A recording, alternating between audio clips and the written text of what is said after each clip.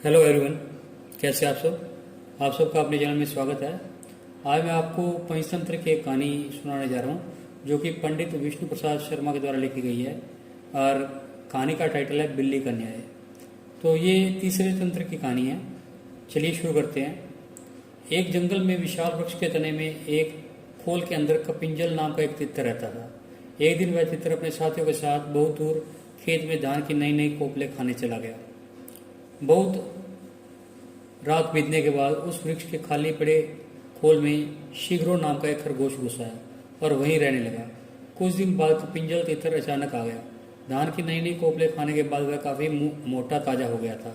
अपनी खोल में आने पर उसने देखा कि वहाँ एक खरगोश बैठा है।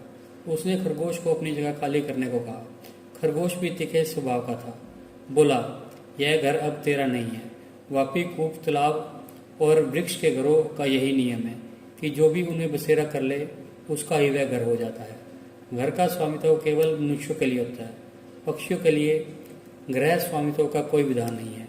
झगड़ा बढ़ता गया। अंत में कपिंजल ने किसी तीसरे पंच से इसका निर्णय करने की बात कही। उनकी लड़ाई और समझौते की बातचीत को एक जंगली बिल्ली सुन रही थी। उसने सोचा, मैं ही पंच बन जाऊं तो कितना अच्छा है, दोनों को मारकर खाने का अवसर मिल जाएगा। यह सोच हाथ में माला लेकर सूर्य की ओर मुख करके नदी के किनारे कुशासन बिछाकर वह आंखें मूंद कर बैठ गई और धर्म का उपदेश करने लगी। उसके धर्मोपदेश को सुनकर खरगोश ने कहा, यह देखो, कोई तपस्वी बैठा है, इसी को पंच बनाकर पूछ लें। तितर बिल्ली को देखकर डर गया। दूर से बोला, मुनिवर, तुम हमारे झगड़े का निपटारा कर दो। जिसका पक्ष धर्म विरोध होगा तुम उसे खा लेना।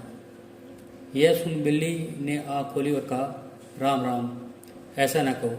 मैंने हिंसा का नारकीय मार्ग छोड़ दिया, अतः मैं धर्म विरोधी पक्ष की भी हिंसा नहीं करूंगी। हाँ, तुम्हारा निर्णय करना मुझे स्वीकार है, किंतु मैं वृद्ध हूँ, दूर से तुम्हारी बात सुन नहीं पा रही, पास आकर अपनी बात कहो।